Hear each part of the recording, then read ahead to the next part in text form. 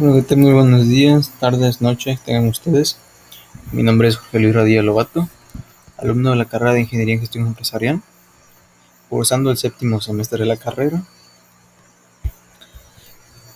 y viendo la materia de Desarrollo Sustentable a cargo del docente, el ingeniero Juan Carlos Baena Linos,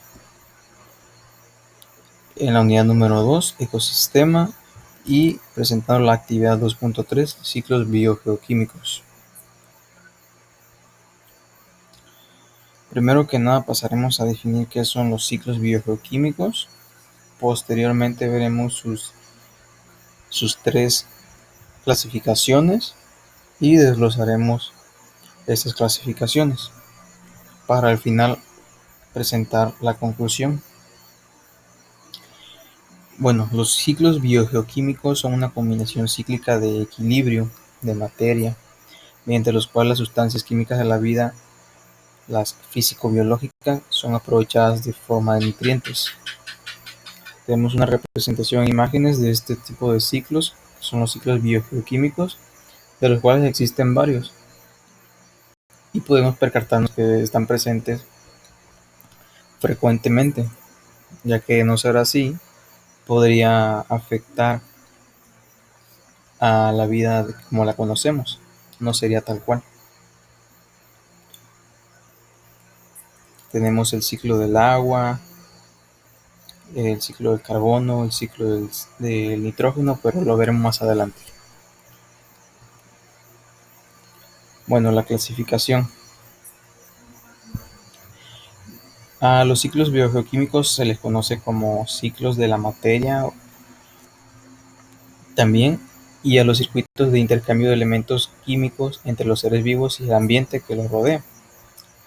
Y esto mediante una serie de procesos de transporte, producción y descomposición. Su nombre proviene de los prefijos griegos bio, que significa la vida, y geo, que significa tierra. Dentro de la clasificación tenemos tres tipos, los cuales son los sedimentarios, los hidrológicos y los gaseosos.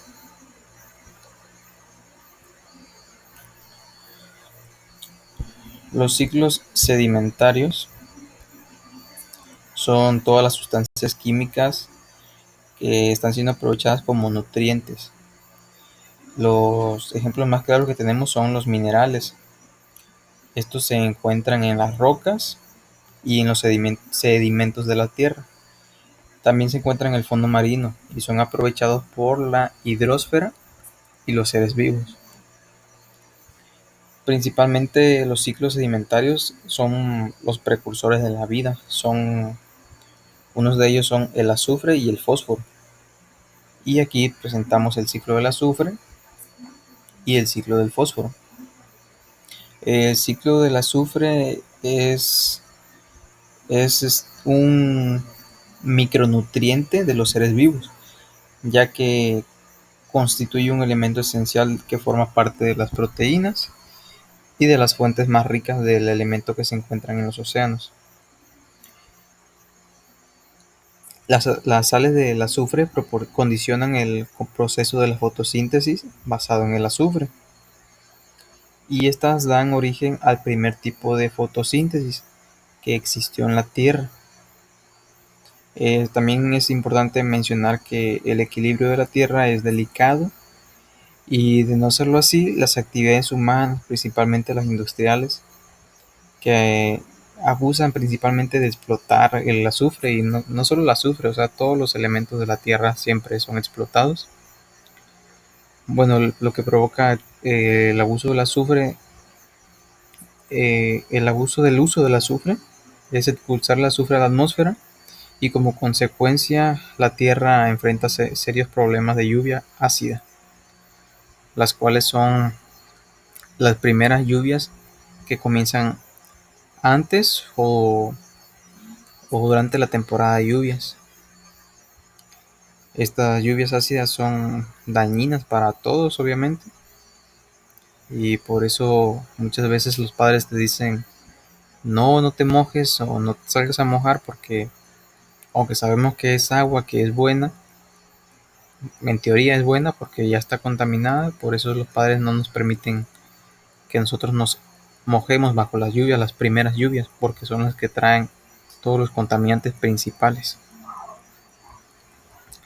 Por su parte, el ciclo del fósforo se considera muy importante porque es un componente esencial en los organismos, y ya que él forma parte de los ácidos nucleicos, como son el ARN y el ADN, los cuales contienen la función de almacenar energía química, y el 0.2% del fósforo se encuentra en las plantas, mientras que el 1% se encuentra en los animales.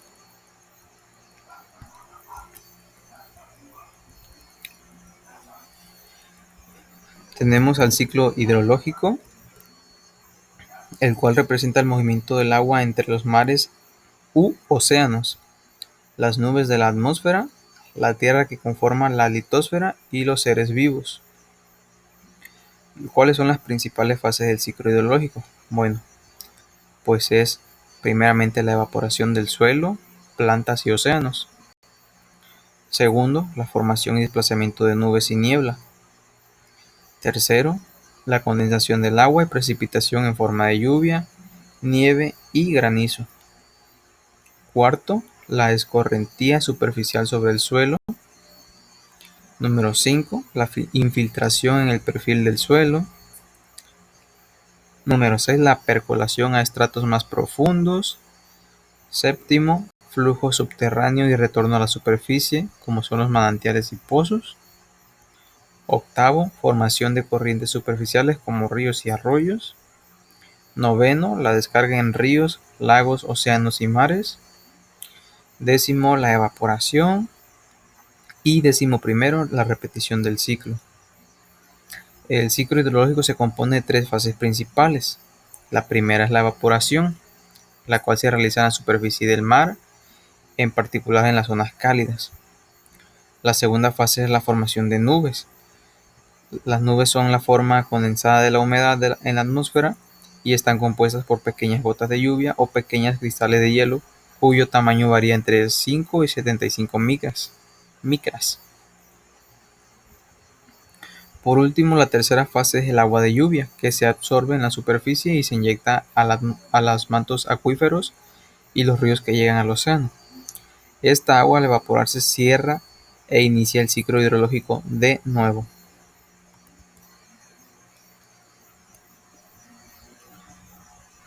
Por su parte, los ciclos gaseosos son más dinámicos respecto a los procesos sedimentarios e hidrológicos.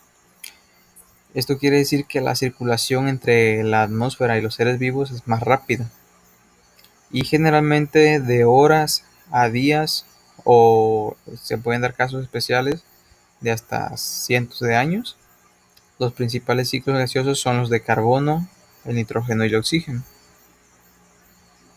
El ciclo del carbono integra 4 niveles o capas de la Tierra, las cuales son la litosfera, la hidrosfera, la atmósfera y la biosfera, y en las cuales este elemento es fundamental en la elaboración de moléculas de lípidos, proteínas, carbohidratos y ácidos nucleicos. El ciclo del carbono se compone de las siguientes fases. Primero, el carbono va de la atmósfera a las plantas. En la atmósfera, el carbón se combina con el oxígeno formando un gas llamado dióxido de carbono, y con ayuda del sol, mediante el proceso conocido como fotosíntesis, el dióxido de carbono es extraído del aire y se convierte en alimento para las plantas. Segundo, el carbono va de las plantas a los animales. Las cadenas alimenticias, el carbón de las plantas llega hasta los animales que se alimentan de estas. Asimismo, los animales que se alimentan de otros animales también obtienen el carbón a través de sus alimentos. El carbón va de plantas y animales al suelo. Cuando las plantas y animales mueren, sus cuerpos, madera y hojas se descomponen en el suelo. Parte de la materia descompuesta queda enterrada y tras millones de años, esta se convierte en combustible fósil. El carbono va de seres vivos a la atmósfera. Cada vez que el ser humano exhala, libera dióxido de carbono hacia la atmósfera. Los animales y las plantas se deshacen de este gas mediante procesos de la respiración. El carbono de los combustibles fósiles va a la atmósfera cuando el combustible es quemado. Cuando los seres humanos queman combustibles fósiles para generar energía para las fábricas, plantas eléctricas, automóviles y camiones, la mayoría del carbón penetra a la atmósfera rápidamente en forma de dióxido de carbono. El carbón se mueve de la atmósfera a los océanos.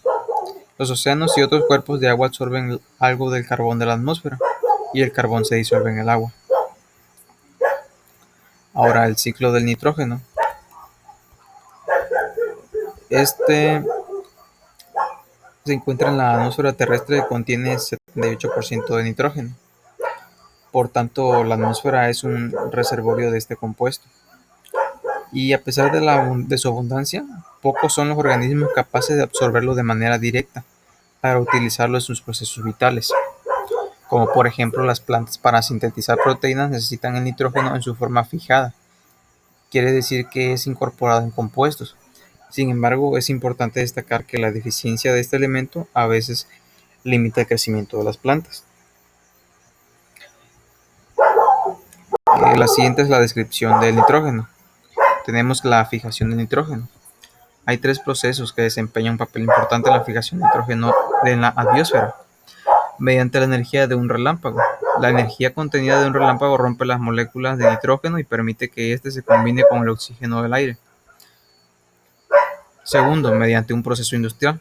En este proceso, el hidrógeno y el nitrógeno reaccionan para formar amoníaco. Dicho proceso es muy utilizado para la fabricación de fertilizantes. Tercero, mediante bacterias. Las bacterias nitrificantes son capaces de fijar el nitrógeno atmosférico que utilizan las plantas a fin de que éstas puedan llevar a cabo sus funciones. Asimismo, algunas algas verdes y azules también son capaces de fijarlo. También hay otros medios para el aprovechamiento del nitrógeno, en los cuales destacan la descomposición, la nitrificación y la desnitrificación. La descomposición es cuando los animales obtienen nitrógeno en forma de proteínas mediante la ingestión de vegetales.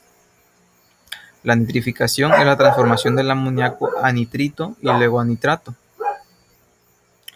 Y la desnitrificación, los nitratos son reducidos a nitrógeno, el cual se incorpora nuevamente a la atmósfera.